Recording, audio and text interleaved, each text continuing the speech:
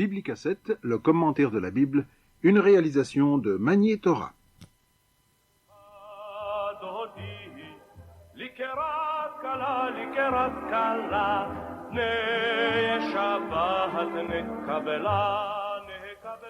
L'un des grands moments de la vie individuelle du juif est celui de sa majorité religieuse, de sa bar mitzvah. Le mot clé ici est majorité, qui est fixé par la tradition juive à l'âge de 13 ans, une tradition millénaire puisqu'il est mentionné dans la Mishnah. Élazar ben Simon, au IIe siècle avant l'ère vulgaire, déclarait qu'un garçon de 13 ans et un jour pouvait prendre des engagements légaux, faire partie d'un tribunal rabbinique, participer à un minyan, un groupe de 10 hommes pour faire la prière en commun, mais aussi vendre et acheter des biens meubles et immeubles. Le mot mitzvah, qui suit, n'est pas moins important puisqu'il met en quelque sorte le jeune homme juif âgé de 13 ans face à ses responsabilités vis-à-vis de lui-même, c'est-à-dire des commandements de la Torah, qu'il doit observer sans que personne désormais ne lui en fasse l'obligation.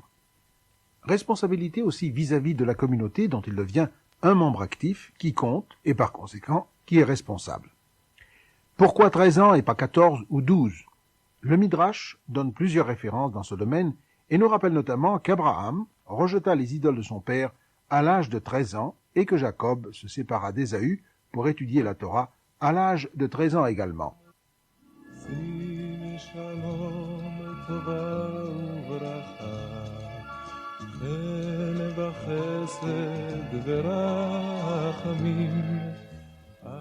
Cette faculté nouvelle dont il vient d'être investi, cette qualité d'homme à part entière qui lui est accordée à 13 ans, le jeune juif doit la mériter par un effort particulier. On lui fait l'honneur de lire, tout seul, un passage de la Torah dans le texte, c'est-à-dire sans l'aide des voyelles, ce qui est une démonstration de son savoir, mais aussi son entrée dans le monde, car cette lecture se fait devant toute la communauté, à la synagogue, devant les parents, les amis, grands et petits. Un moment d'intense émotion pour le jeune garçon et pour son père et sa mère qui ont veillé à lui transmettre les trésors de la tradition et de la foi. Et après avoir récité les bénédictions de la montée à la Torah, il lit quelques versets de la section sabbatique, puis après les bénédictions d'usage, la coutume veut que le bar mitzvah, littéralement celui qui doit mettre le commandement en pratique, prononce une petite allocution en forme de commentaire. C'est à cette occasion qu'il remercie ses parents de l'avoir élevé dans la tradition et de l'avoir entouré d'amour et de soins. Il se mêle ensuite aux fidèles qui lui serrent la main et le félicitent. Certains le bénissent et forment des vœux pour son avenir. Le jeune adolescent est désormais un adulte aux yeux de la Torah, à tel point que son père prononce la bénédiction disant « Béni sois-tu, Éternel notre Dieu, roi de l'univers, qui m'a libéré de la responsabilité de celui-ci. »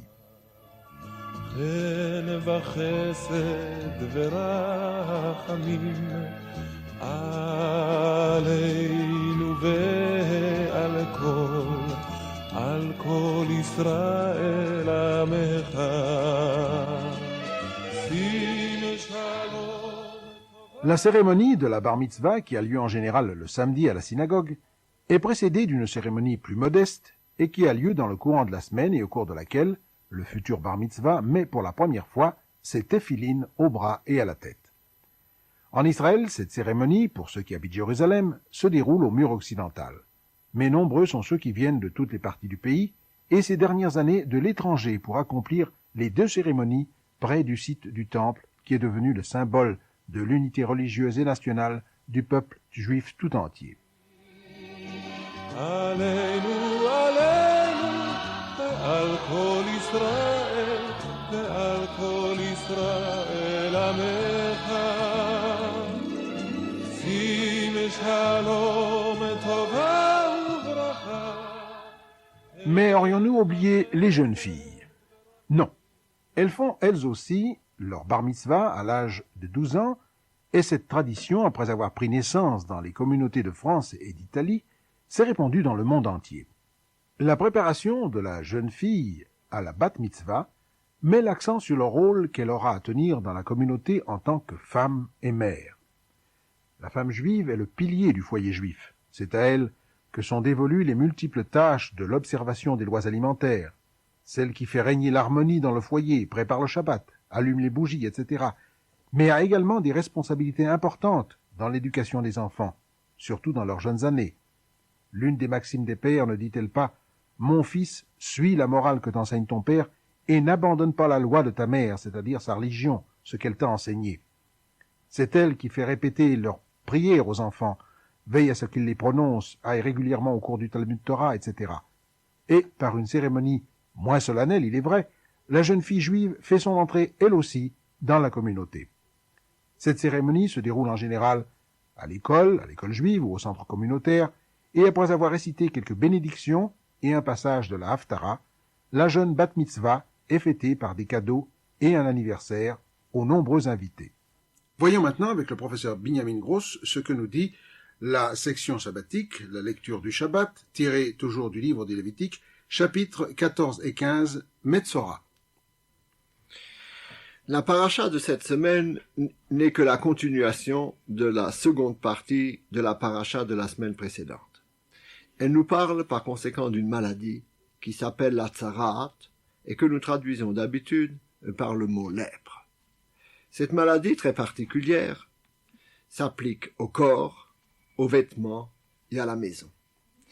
Et la Torah nous dit que lorsque nous voyons les signes et les symptômes de cette maladie, eh bien, nous devons nous adresser au prêtre qui lui décide soit de la réclusion temporaire, soit de la purification. La Sidra se termine par des lois de pureté personnelle qui concernent en général le corps de l'homme. Nous allons nous interroger sur cette maladie très particulière de la tsarat. Est-ce une maladie? Pourquoi, dans ce cas-là, le prêtre est-il appelé à juger? Pourquoi la réclusion? Dans quel cas le malade est-il écarté? S'agit-il d'un problème de contagion? Quelle est la nature de cette maladie? L'ensemble de nos commentaires s'applique à rechercher dans la Torah même les origines afin de comprendre quelle est la nature de cette maladie de la tsarat. Et en effet, la première fois quand il est question dans la Torah de la tsarat, il s'agit de Moïse lui-même. C'est lorsque Moïse est appelé dans le chapitre 4 de l'Exode, à se rendre auprès du peuple juif et à lui donner un signe, Dieu lui dit, tu mettras ta main dans ton sein, tu la ressortiras et elle sera tsarat, c'est-à-dire elle sera couverte de taches blanches. Nos sages disent que cette maladie qui venait de toucher la main de Moïse n'est que la conséquence de l'hésitation que Moïse avait portée à accomplir sa mission, c'est-à-dire d'aller au peuple juif. Il avait alors dit à Dieu, « Veheim lo yaminuli » ils ne me croiront pas. Il avait ainsi propagé au sujet du peuple juif une affirmation qui n'était pas conforme à la vérité et qui pouvait par conséquent être comme une médisance. La Torah, disent nos sages, vient en général pour la médisance. Dieu, en lui donnant ce signe, lui avait donc en même temps signifié qu'il venait de commettre un acte qui était répréhensible et il lui avait donné la nature de cet acte. Il en est de même la seconde fois lorsque Myriam, la sœur de Moïse, elle aussi est atteinte de lèpre. Il s'agit d'un texte du Nombre, chapitre 12, après avoir parlé contre son frère Moïse, qui aurait pris une femme qui ne serait pas du peuple juif, et par conséquent avoir médit de Moïse, nous voyons qu'elle est mise hors du camp 7 jours, puis guérie par la prière de Moshe.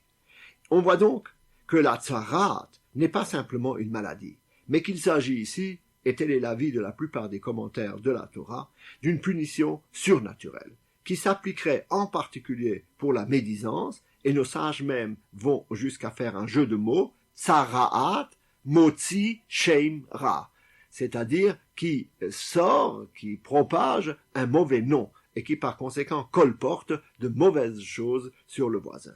Là, le Midrash et le Talmud vont plus loin, et nous disent que non seulement le lachon hara, mais le meurtre, le faux serment, l'inceste, l'orgueil, le vol et la jalousie provoquent également cette maladie surnaturelle qui d'ailleurs, rappelons-le, ne s'appliquait qu'aux juifs et ne pouvait pas s'appliquer aux non-juifs, ne s'appliquait pas non plus en tout temps et à toute personne.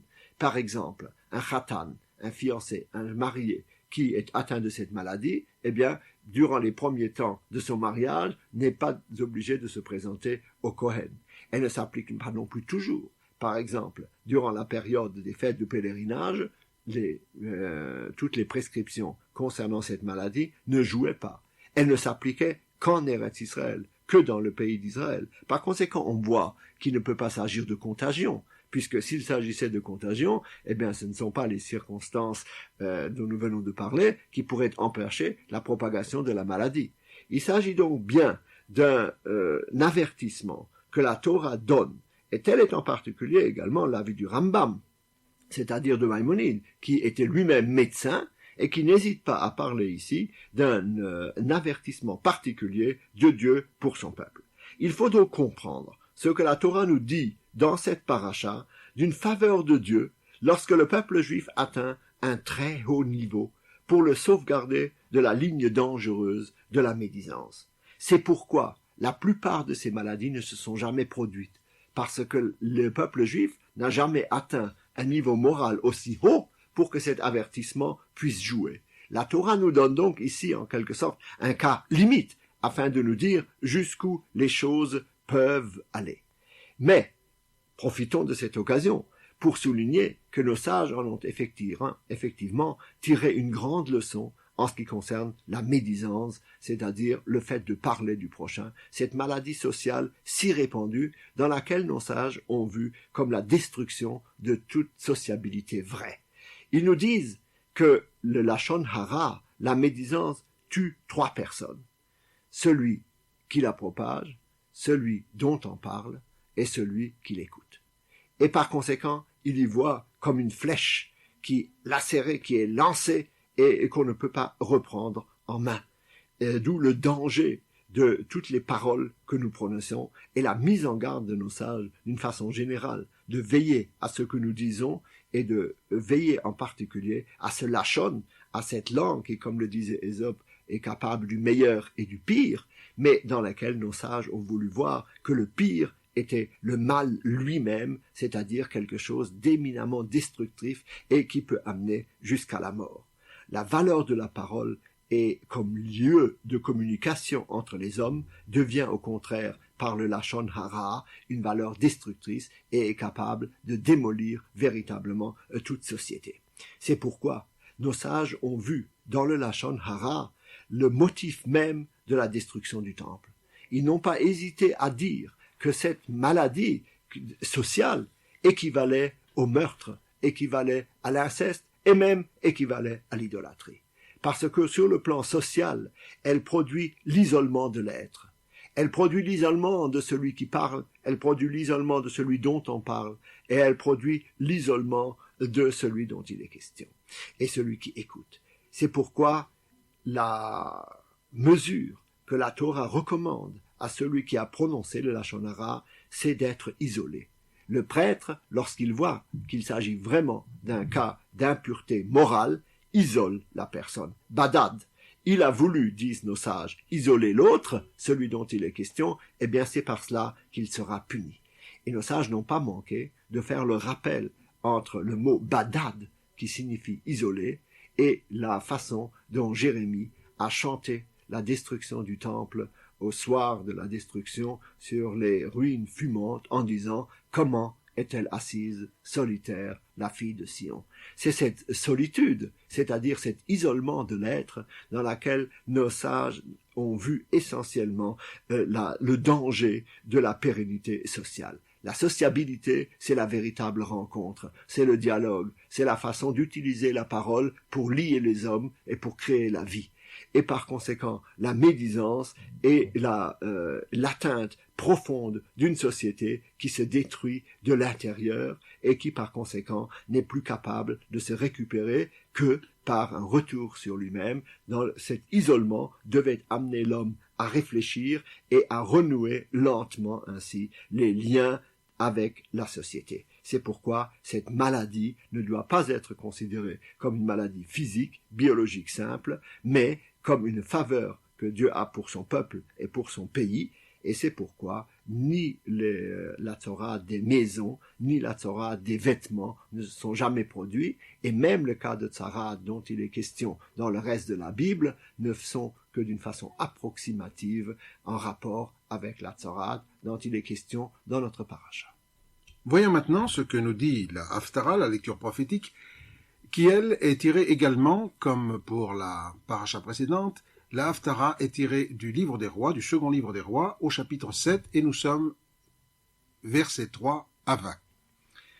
En effet, la Haftara fait partie de cet ensemble de récits du livre des rois qui nous conte les aventures miraculeuses du prophète Élisée. Il s'agit toujours du même arrière-fond politique. Il y a une guerre, qui en général est une guerre larvée, entre Israël et Aram, c'est-à-dire la Syrie. Et dans ce cas-là, Samarie, la capitale du royaume du Nord, est assiégée par l'armée d'Aram. Aussi, la famine règne-t-elle en Samarie. Et le texte nous raconte que 4 lépreux étaient à la porte de la ville, c'est-à-dire en quelque sorte entre le camp des Syriens et la ville elle-même assiégée. Et naturellement, ils n'avaient rien à manger. Ils décident alors de quitter les abords de la ville et de déserter, afin de se rendre dans le camp des Araméens. Et alors, très profonde surprise, lorsqu'ils arrivent dans ce camp était vide.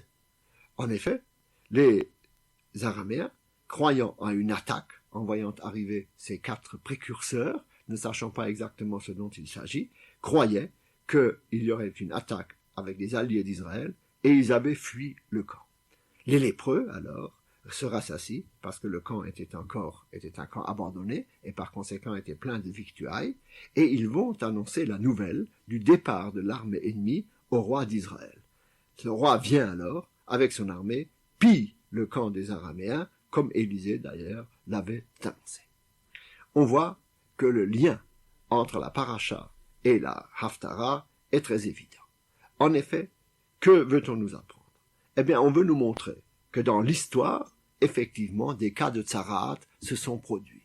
Et ces lépreux étaient en dehors du camp, exactement comme la Torah recommande que soit le lépreux. Nous voyons donc que cette règle semble avoir été observée. Mais, dans notre cas, eh bien, ils sauvent le peuple, après s'être d'ailleurs sauvés eux-mêmes. On voit par conséquent que cette mitzvah semble avoir été appliquée pratiquement dans l'histoire d'Israël, et ce texte vient donc rejoindre quelques autres textes, comme ceux de Naaman, dont nous avons parlé dans la sidra précédente, qui, tout en soulignant le fait qu'il y avait cette maladie de Tzara'at, doit toujours nous rappeler également qu'elle ne se faisait pas exactement dans les mêmes circonstances, et que peut-être, dans toutes ces maladies, il s'agit plus d'une maladie biologique que d'une maladie dont nous avons parlé, c'est-à-dire celle du Lachon Hara ou celle d'une destruction sociale. On ne peut donc pas tirer de conclusion absolue de cette évocation, si ce n'est que certaines règles que la Torah nous prescrit dans la sidra d'aujourd'hui étaient effectivement appliquées. Mais on ne saurait déduire au-delà d'une présence réelle dans l'histoire juive de cet avertissement particulier que Dieu faisait pour la communauté juive et pour elle seule.